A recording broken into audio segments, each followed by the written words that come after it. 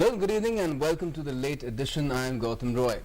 Well, India and the US have taken another major step in their strategic partnership.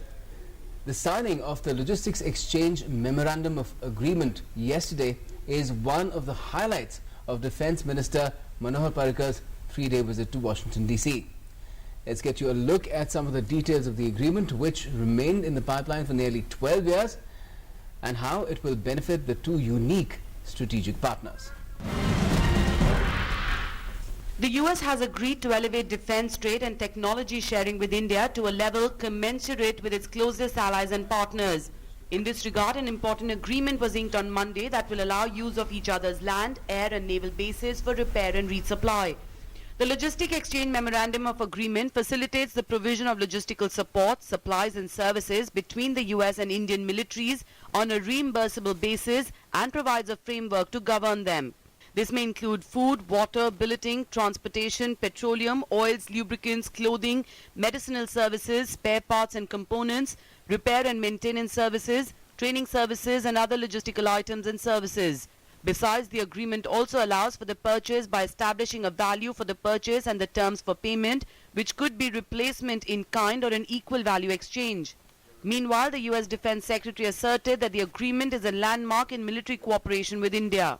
With respect to the major defense partnership agreement, that is a very substantial change. It's an enormous change from 50 years of history, and a very substantial advance over just a few months ago. And here's the gist of it.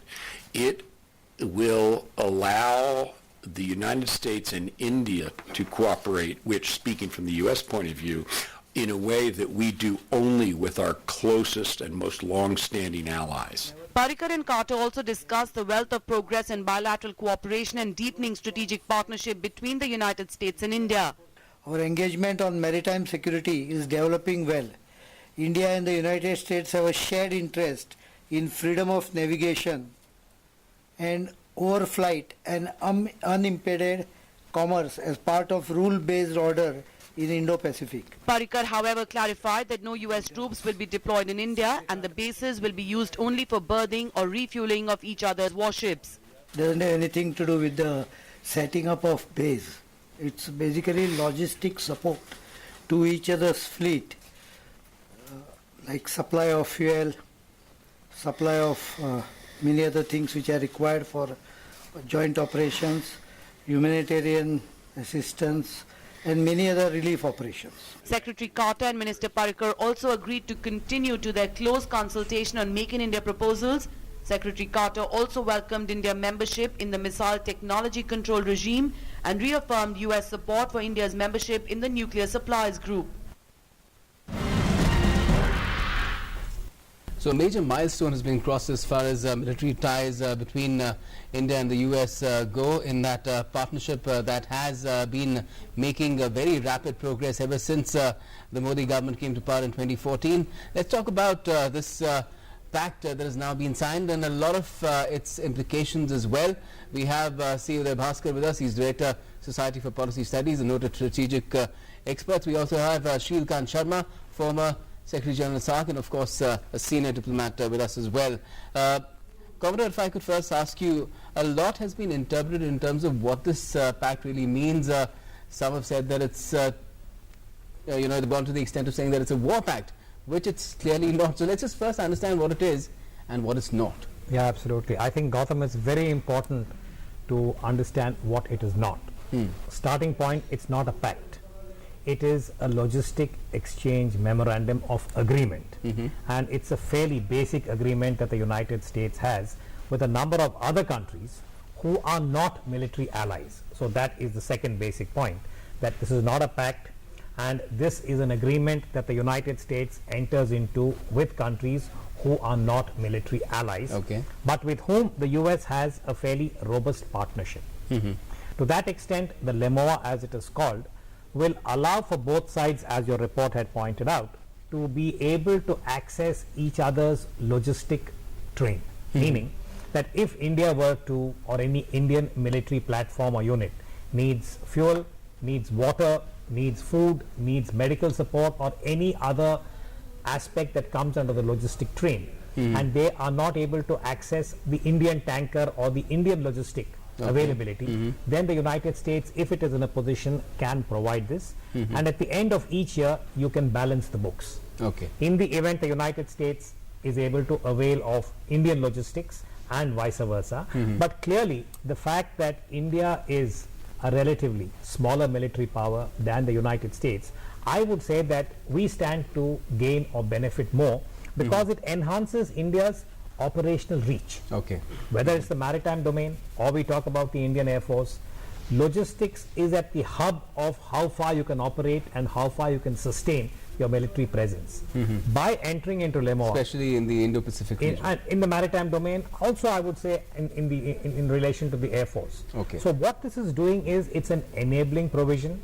It does not make you a military alliance partner, much less, as Minister Parikar clarified, no US troops will be stationed in India, and even in the event that the United States embarks upon, say, a military operation in the region, it could be a bandwidth of operations. Okay. India is not obligated to either support or get involved because of LEMOA.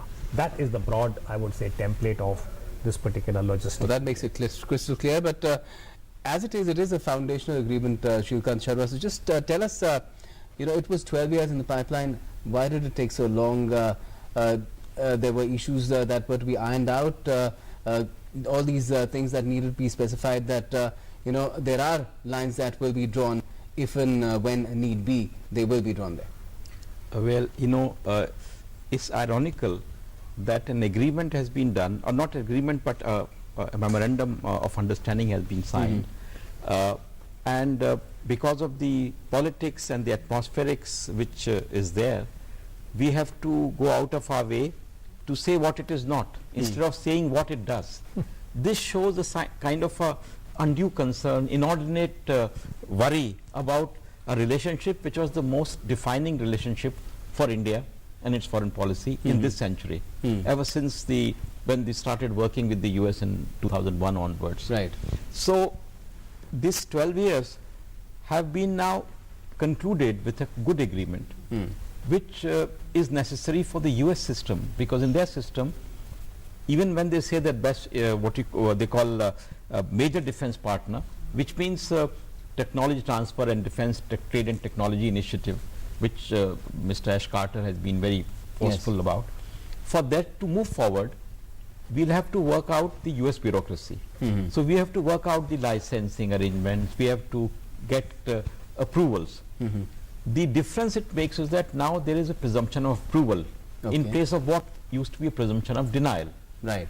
But LEMOA helps a lot because it's a required congressional and legislative deal. Okay. Without that, we can't move forward.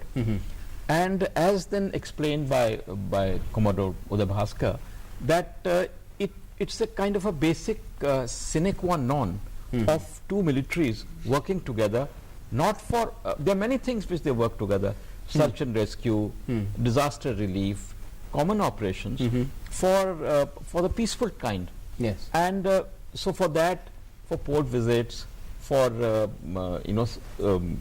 exchange of joint military exercises, joint exchanges. For all this, you need services, you need supplies. There's a high degree of interoperability now required because of joint exercises, multilateral joint exercises as well.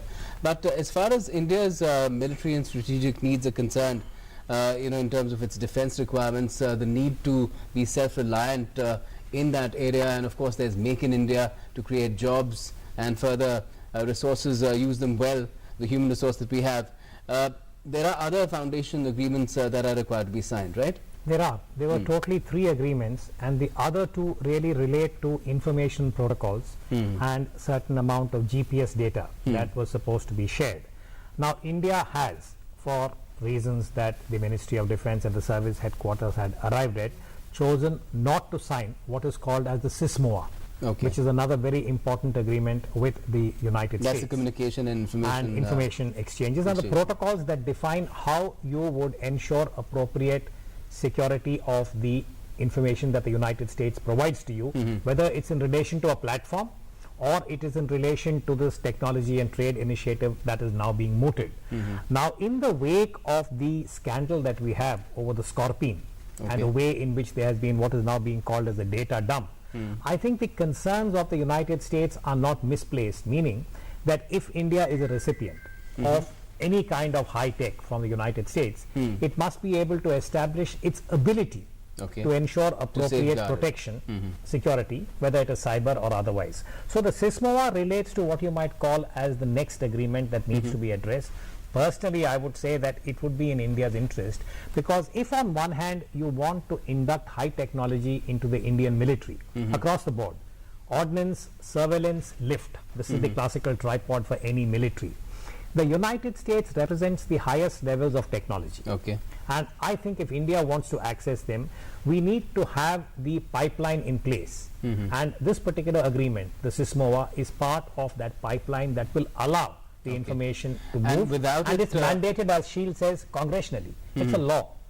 So we cannot expect that the United States will again change its law to accommodate India, because remember, they did it once as far as the nuclear issue was concerned, but we were occupying the high ground there, meaning the US had introduced a law that was not equitable as far as India was concerned. That's a very complex history.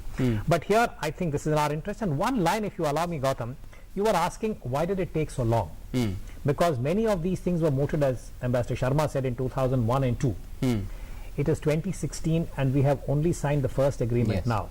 As an analyst, I would say it was because of political diffidence during the UPA years, and it was exacerbated, aggravated by the opposition. The BJP was then in the opposition. So let us not forget that Indian politics has not been conducive to India's national security imperative. I hope that changes.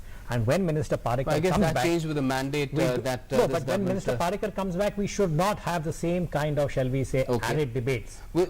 That would be let's cross that bridge when we come to it. But just to further understand what it really means, without these agreements, are you saying that if India wants advanced jet engines from the US, the licenses for those, or to buy Predator drones, that's not possible as of now? Well, the highest levels of technology which are governed by SISMOA would not be available. I can give you a more simple example. For instance, now we have maritime reconnaissance aircraft. We paid a lot of money to get them from the United States, the P-8s. They come with a surveillance kit, which is used for maritime domain awareness, for mapping the ocean, also for anti-submarine operations. Because we have not signed the foundational agreements as far as information protocols are concerned, we are unable to exploit the surveillance kit to the full, shall we say, extent possible. So in a way, we are accepting a shrunken military capacity for a platform that we paid a lot of money for because of the reticence to sign some of these foundational agreements. So that's the kind of, I would say, maturity or astuteness that we have to demonstrate as we engage with the United States. But do you think, Mr. Sharma, now that we have signed the LMOA, it would be relatively easier and perhaps it will take lesser time in getting through with the signing of the other foundational agreements? It depends upon how our rebel rousers deal with this, because as the minister returns and they start creating a fuss about it, that will have its impact. But a wise counsel would be that we should move forward in all these agreements. I'll give you a parallel.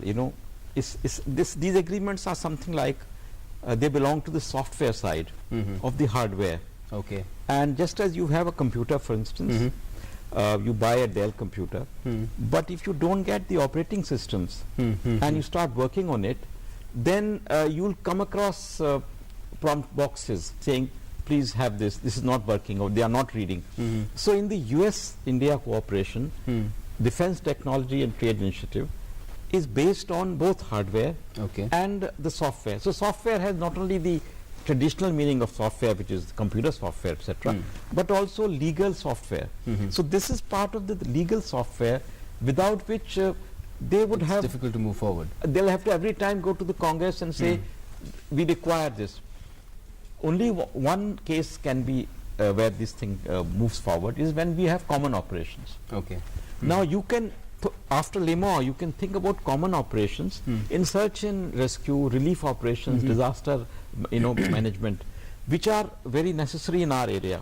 earthquake relief, for instance, or in the maritime zone, often the questions of search and rescue comes.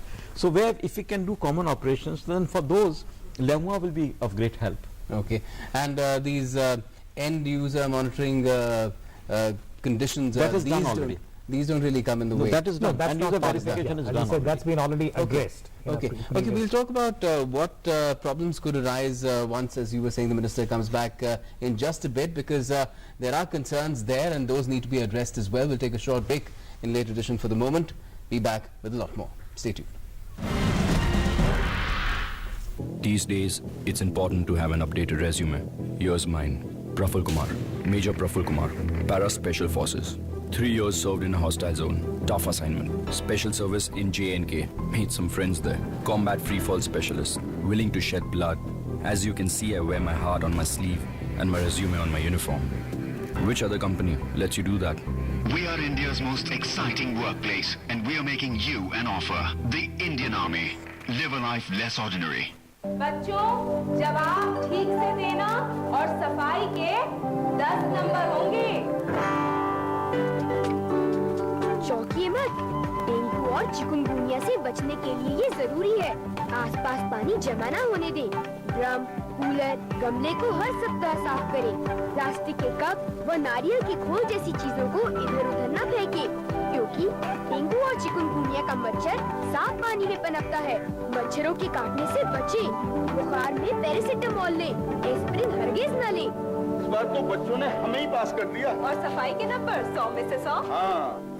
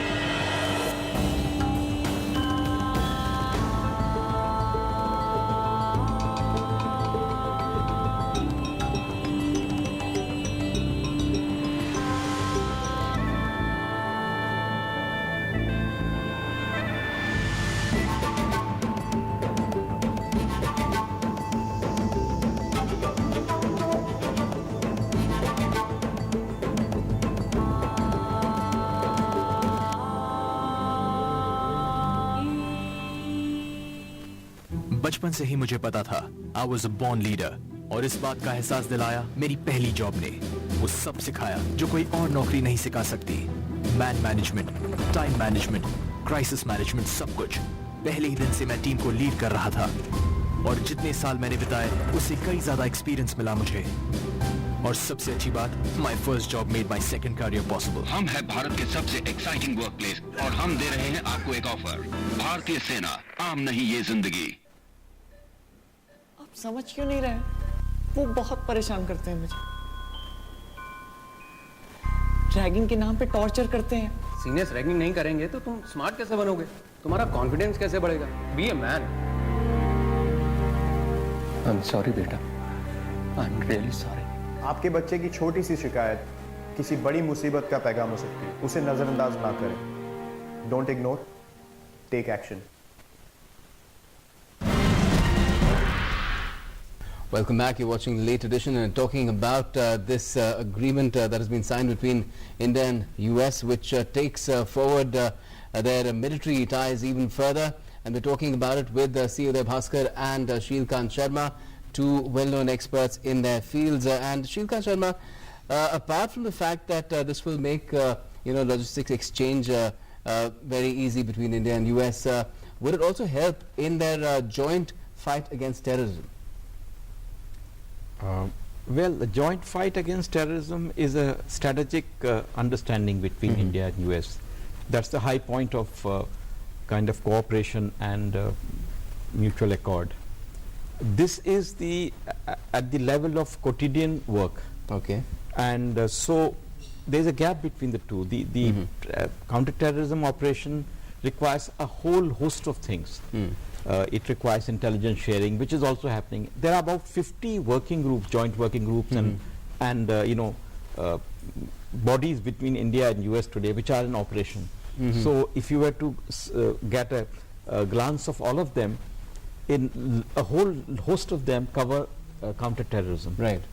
But this is more connected with the defense cooperation, and so it is, as has been mentioned earlier, it's logistics. So it's more about daily or the exigencies of working together. How would you weigh in on that, Commodore Bhaskar?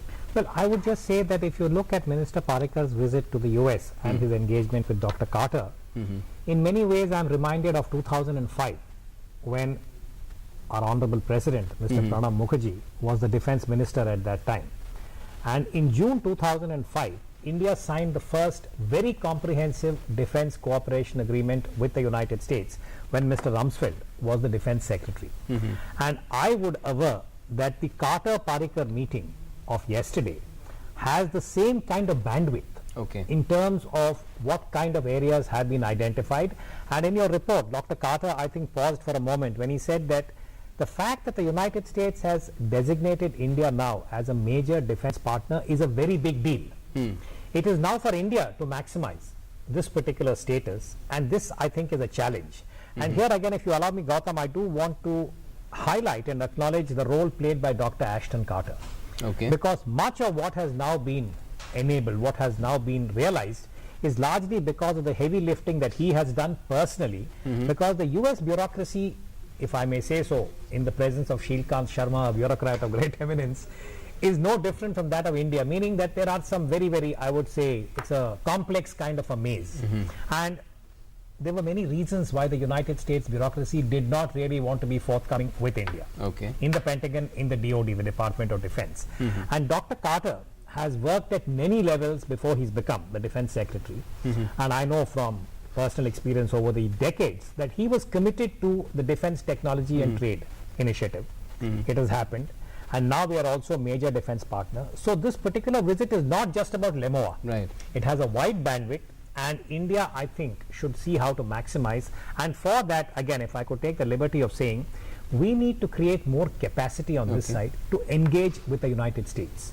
Because at the moment, the kind of interface we have, which is through the MEA, and a limited spectrum in the Ministry of Defense, I would again humbly submit, is not enough for the kind of volume and the quality of interaction that we are seeking with the United States to maximize major defense partner status, as also the defense trade and technology initiatives. Many of them can be played out in the maritime looking domain. at that because that is an area that we want to press ahead on. But as far as people raising concerns about, you saying the opposition could also rake it up when the minister comes back, because there are concerns here that this goes away from India's previous non-aligned strategy, where it had wriggled room to take advantage of the intercompetition of the big powers. Now where it's being said that we're leaning more towards the US. Is that also an incorrect assessment? No, I think it's a non sequitur. This the whole business of bringing non-alignment in this context is a non sequitur, because today's context, you find major powers cooperating in many ways. They have, even despite the problem about Ukraine, for instance, there is increasing evidence that maybe US and Russia are cooperating on Syria, on fighting ISIS. So where is the kind of Cold War? Here specifically 3 countries are being named. One is Pakistan, of course, which is always worked up about anything that India does in terms of military progress. Then there's China, and then there's, of course, Russia. No, but Russia and then US and China also have a set of cooperation ventures. So it is, the world is very different from the world in which non-alignment was born. So I think it is, there's a big disconnect. Now the important thing for India is that this comprehensive relationship with the US, which is reflected by the fact that you have the Secretary of State here with Secretary of Commerce in Delhi, and our Minister of Defense in Washington. And all this is a coordinated approach to raising the relationship to a level just before the new leadership takes over in Washington. So we have to really consolidate the gains of all the works which have been underway over the last 5-6 years, and particularly accelerated ever since Prime Minister Modi came to office. So this is the time for us to really move forward, impart momentum, so that when the next team comes, press on the pedal. They can take the baton. At There this would be a time, momentum in any case. this is going not into the the time next. for doubting. It's an English channel, but in the Gita it says Sanchayatma Vinashati. Those who doubt die. So we have to be careful. We have to steer clear of these gratuitous doubts, and move forward. What is very clearly possible for us to move forward. And you see, for instance, the joint statement for Raksha Mantri, it says they have set up new working groups on air systems, intelligence, surveillance and reconnaissance, chemical and biological protection, and other systems, and naval systems. So there's a whole, it's comprehensive, whole bandwidth, So the idea is to tap it and move forward. Okay, I am completely out of time, Comrade Bhaskar. I cannot come back to you, but clearly this is an agreement that really opens doors for many other, and right now, of course, since the iron is hot, it's time to really go for it and ensure that India gets the kind of military capability that it aspires to, the kind of strategic depth that it wants, with all the help that it can get with its friends. Thanks for watching Late Edition tonight. Stay tuned to DD News for all the latest.